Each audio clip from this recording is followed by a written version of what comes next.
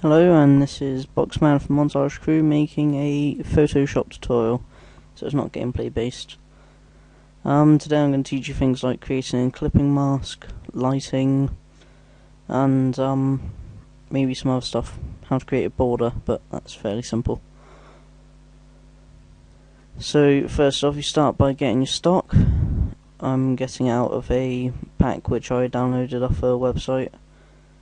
If you have any that you've got, then well, you should have some. Whatever, just choose a stock at the beginning. So I chose one where it's got people's hands. It looks a bit like a crowd. It looks as if they're, I don't know, fighting for something. Maybe free rights for camels in India. So anyway, you resize it, otherwise you've just got a square of white, and you start off with that. There's no need for a stock. So you've also got to think about the positioning. This one's fairly simple. I've just got the hands going up about to the centre, just a bit further actually by the looks of it. Also it's light at the top and dark at the bottom, so we've got a sort of white to black gradient going on here. So I put a gradient map on, black and white. I'm gonna set it to either soft light or soft light.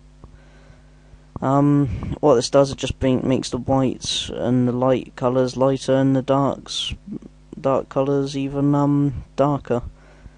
So it's good for adding depth into your tag. So you want to start by bringing out a brush, doesn't matter what size you use, and brush on some white. Set that to soft light as well.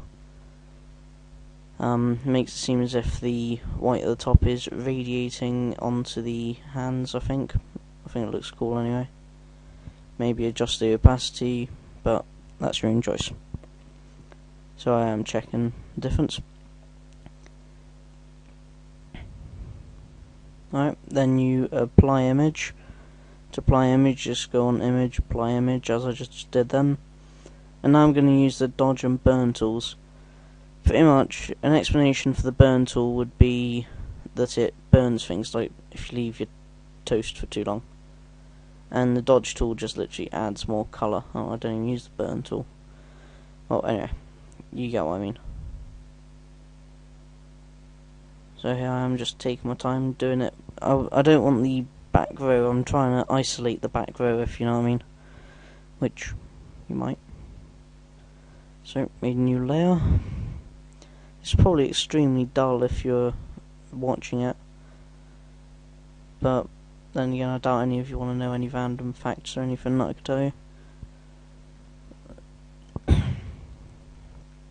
So here I am, I'm getting a render of a logo of the game, what is it, Red Faction Guerrilla, just because it looks cool. And pretty much I want the logo, so obviously I'm going to cut out the person's name who made it. That would just look terrible. And I'm going to cut out the text. I'm just doing this quite simply using the rectangular marquee tool. You could use whatever you want depending on how hard it is really. But this one's fairly simple. I'm just doing straight lines. No more concentration needed.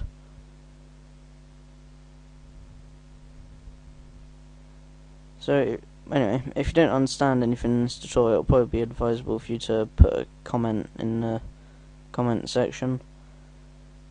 Because I know that when I first started I wouldn't have understood a thing about this. Maybe I was just really bad, maybe you're awesome if you're thinking it's not complicated at all. Or maybe you've just been doing it for a while. So you've put it in there, it's obviously a bit big there, so I'm just making it smaller because I don't want it to be the main part, I just want it to be there to decorate it really. So right now I'm having trouble putting it into place I want by the looks of it.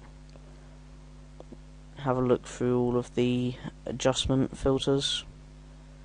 It's whenever you put something into your tag, you want to check what it looks like through different adjustment filters, because it can make a huge difference, the difference between lighten and screen. They do the same thing pretty much, but the difference is pretty huge in the end. Alright, so here I'm going to create a clipping mask. I've made a new layer, applied image to it, and from there you right click it and you select create clipping mask and left click that. From there you just move your applied image onto it and it gives it the texture that you have on the apply image. When you use a clipping mask, it always affects the layer underneath it. So the layer that you've made into the clipping mask is the texture, and the layer underneath it is what it's being applied to. It has a little arrow to show that, but just in case you've never seen a clipping mask before, that could help. So now I'm making the border. Borders are very simple. You just choose the single line selection tool, I think it's called. I probably should know that, but I don't. So I'm going in closer just to make sure that I've only selected 2 pixels and not had a little gap between them. Here I am getting a bit ahead of myself. I was going to do the side border, but there you go. Fill that in. At the bottom you can see it, but at the top you can't, I realise here. So I go up and I replace that with a black border. This just makes it so you can see it, because what's the point in having a border you can't see? Right, so now the 2 horizontal lines are done. I want to start with the vertical now. I'm doing the vertical ones not in single colour. I'm going to fill them in white first and then make them into a gradient. The purpose of this is because then you'll be able to see it all.